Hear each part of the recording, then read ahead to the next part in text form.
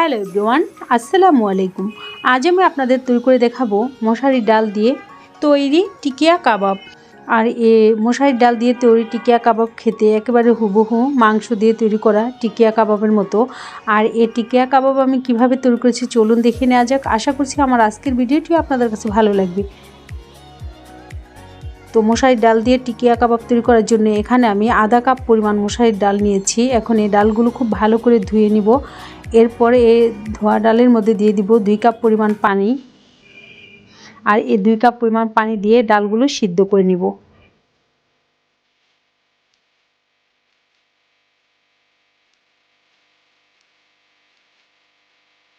ডালের মধ্যে পানি দেওয়ার পর এখন এই ডালের পাত্রটি আমি চুলাতে বসিয়ে দিব। আর চুলার আঁচ মিডিয়াম হিটে রেখে ডালগুলো সিদ্ধ করে নিব। আর ডালের মধ্যে যখন বলক চলে আসবে তখন চুলার আঁচ একটু কমিয়ে দিব। আর বলক আসার পর এই ডালের উপরে অনেক ফেনা হবে, একটি চামচের সাহায্যে সে ফেনাগুলো ফেলে দিতে হবে। আর এই ডালগুলো অনেকক্ষণ জাল দেওয়ার পর এ ডাল থেকে পানি মোটামুটিভাবে শুকিয়ে গিয়েছে আর ডালগুলো সিদ্ধ হয়ে গিয়েছে। এখন এই ডালগুলোকে একটি হাতল দিয়ে অনবরত নেড়েচেড়ে দিতে হবে যাতে ডাল পাতিলের তলানিতে লেগে না যায়। আর ডালের মধ্যে যতটুকু পানি আছে সেই পানি যেন শুকিয়ে যায়। আর এখন কিন্তু কোনোভাবে চুলার আঁচ বাড়িয়ে দেওয়া যাবে না, চুলার আঁচ একেবারে কমিয়ে রেখে এই ডাল থেকে পানি শুকিয়ে নিতে হবে।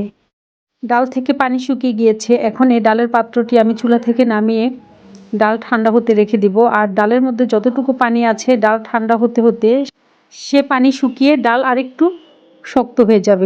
তো ডাল ঠান্ডা হয়ে গিয়েছে। এখন এই সিদ্ধ করা ডালের মধ্যে দিয়ে দিচ্ছি 1.5 কাপ পরিমাণ পেঁয়াজ কুচি, এরপর দিয়ে দিচ্ছি পরিমাণ মতো কাঁচামরিচ কুচি, এরপর দিয়ে দিচ্ছি পরিমাণ মতো ধনেপাতা কুচি, এরপর দিয়ে দিচ্ছি 1.5 চা চামচ পরিমাণ আদা বাটা, 1.5 চা চামচ পরিমাণ রসুন বাটা,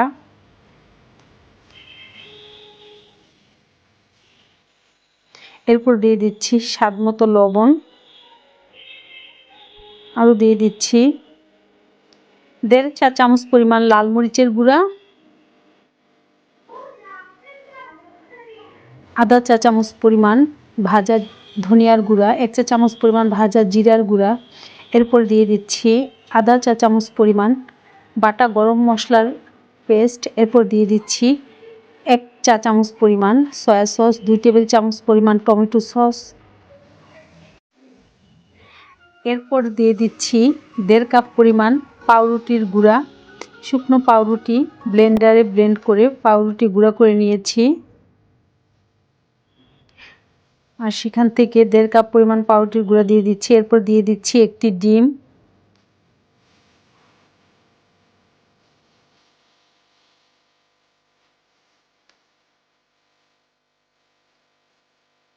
এরপর দিয়ে দিচ্ছি 1 টেবিল চামচ পরিমাণ লেবুর রস,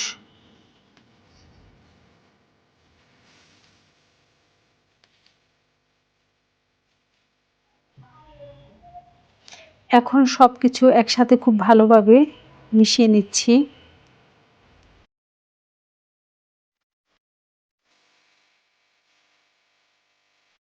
আর শুধুমাত্র মাংস বাদে টিকিয়া কাবাব তৈরি করতে যেসব ইনগ্রিডিয়েন্টস লাগে সব ইনগ্রিডিয়েন্টস আমি এই মশারির ডালের টিকিয়া কাবাবের মধ্যে দিয়ে দিচ্ছি। আর মশারির ডাল দিয়ে তৈরি করলেও কিন্তু এই টিকিয়া কাবাবগুলো খেতে বেশ ভালো লাগে। তো সব কিছু মেশানোর পর আমার কাছে এই ডো একটু নরম মনে হচ্ছে, সেজন্য আমি আরও আধা কাপ পরিমাণ পাউরুটির গুঁড়া এর মধ্যে দিয়ে দিচ্ছি। আবারও হাত দিয়ে খুব ভালোভাবে সব কিছু একসাথে মিশিয়ে নিচ্ছি।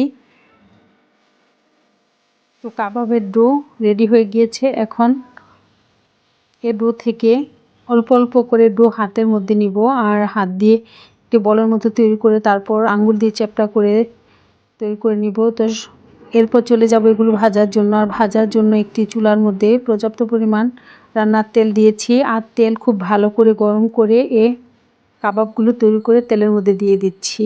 আর যখন এক পাশ হালকা হবে অপর পাশ উল্টিয়ে দিব। আর কোনোভাবেই তেল একেবারে হালকা গরম করে কাবাবগুলো দেওয়া যাবে না, তাহলে কিন্তু কাবাবগুলো ভেঙে যাবে।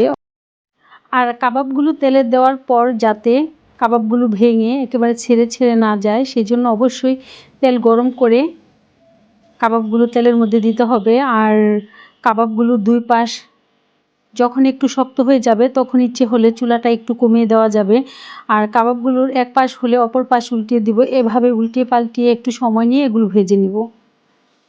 আমার এই কাবাবগুলো হয়ে গিয়েছে। এখন এগুলো চুলা থেকে নামিয়ে নিব আর বাকি যে ডো আছে সেগুলো দিয়ে এভাবে কাবাব তৈরি করে নিব।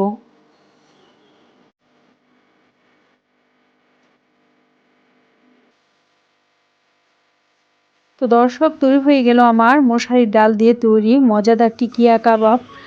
এটাকে ফাঁকিবাজি কাবাবও বলা যেতে পারে, যেহেতু এটার মধ্যে মাংস নেই কিন্তু খেতে বেশ ভালো লাগে, সেজন্য আমি এটাকে ফাঁকিবাজি কাবাবও বলি। তো এ কাবাব ইচ্ছে হলে আপনারা পোলাও, বিরিয়ানি অথবা এমনি সস দিয়ে খেতে পারেন। তো আশা করছি আমার আজকের ভিডিওটি আপনাদের কাছে ভালো লেগেছে। ভিডিওটি ভালো লাগলে আমাকে সাপোর্ট করবেন আর এমনই অনেক মজার মজার রেসিপি পেতে আমার চ্যানেলটি সাবস্ক্রাইব করে নেবেন। আর আপনাদের সকলের সুস্থতা কামনা করে আজকের মতো বিদায় নিচ্ছি। আল্লাহ হাফেজ। Thanks for watching.